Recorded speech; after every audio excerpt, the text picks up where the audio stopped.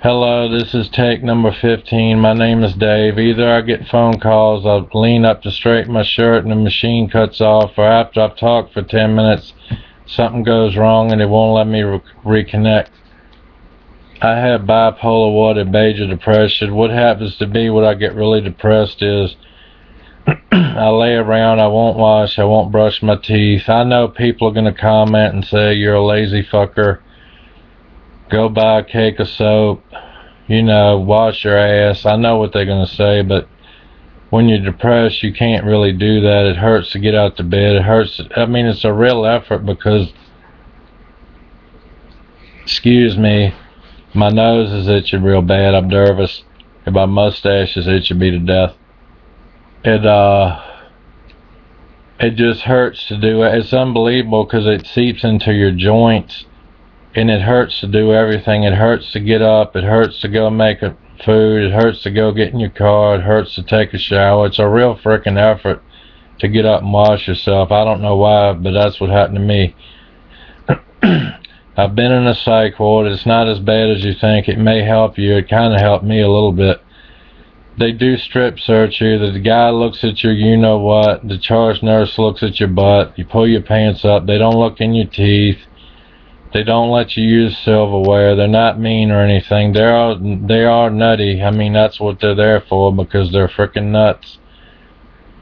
I was real afraid at night, especially because I didn't know the roommate that well. I didn't know if he'd be in the bed trying to hunt me or feel me up or whatever. I'd have to beat the fuck out of him, but he didn't. He was pretty cool. He went home the next day. And then I got this other dude. He was weird as shit. He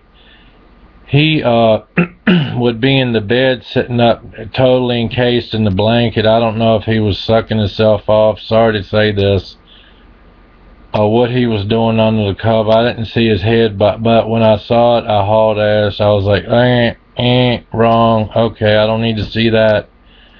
So I went in the day room and watched TV. He went home the next day. Then there was this girl named Tony. She was real cute. She was a nice girl. We'd sit up and watch movies and stuff. She was pretty cool. She talked to me and she went home. That hurt. And then everybody I knew started hurting. And then there was this one guy, he was pretty cool, but he wouldn't shut the fuck up. And they must have had him on elephant tranquilizers, because he could talk and eat and everything, but he looked like he was half asleep, but he wouldn't ever shut up. He was a pretty cool guy though. He was real nice. But they had hit him with the zapper like 12 or 15 times. I don't know what he had done. That was weird. And at night, after everything was said and done, you'd sit around and tell about your day. Then they'd open the snack room up. You could go load up with ice cream and graham crackers, and they had little things of peanut butter and regular crackers. I don't eat graham crackers no more, especially if I go to the ER, because they give you the same ones they give you in the nut house, and it reminds me of the nut house, so I don't eat those anymore. I'll never eat another graham cracker as long as I live. I do like peanut butter and crackers or cheese and crackers, but they didn't have cheese. The food was pretty cool. You could order 2 cheeseburgers and fries. You could order pizza. You could order what you want, and they gave you a menu every morning the next day, but I never could how to figure it out, and I'd get depressed. And what I'd do was they'd send what they just give you what they want. I'd eat it, and then I'd order some other shit. They'd let you eat it.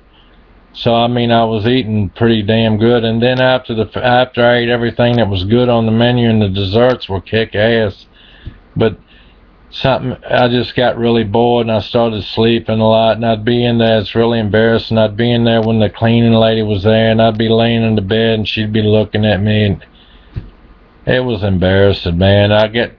When I got home, I got tired of having bedhead, because the in-home counselor for my daughter would come, and they'd send this dude here. He's cool.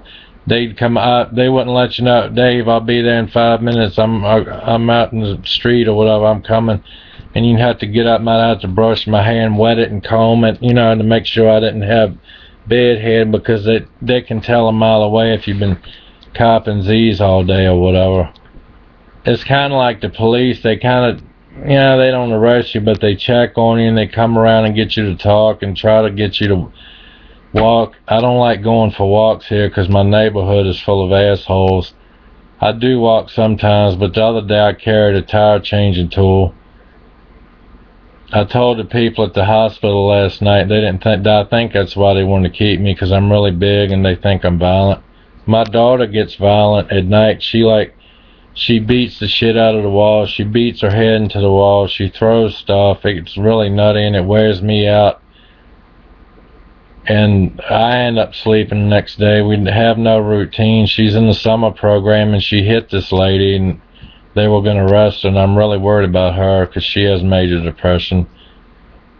Like I said, I've tried this video like 15 times. So if I repeat myself, I'm sorry, because I'm getting kind of sick of saying the same thing. I'm trying to get a message across that you can make it. You're not a wimp. You're not by yourself. You can do it, but you've got to work yourself out of it. You can't lay in the bed. It's not going to go away. It's only going to get worse and worse if you don't do anything. And you can end up killing yourself. I mean, I was in the hospital with this old dude that slices his wrist, and that stuck in my head because I don't like the way the meat of his wrist went back together. It looked weird because he was old. I mean, he sliced his wrist all because of a house he was trying to sell. I mean, how goddamn stupid. Sorry, Lord. How freaking stupid could you be? Why the hell would you want to kill yourself because the house didn't sell when you wanted it to? I mean, is that dumb as shit or what? And killing, it's only a temporary fix. I mean, there is an eternity. I mean, there's more to life than this, and it's just a temporary. You're still going to be miserable wherever you end up, because you do end up somewhere. And I kept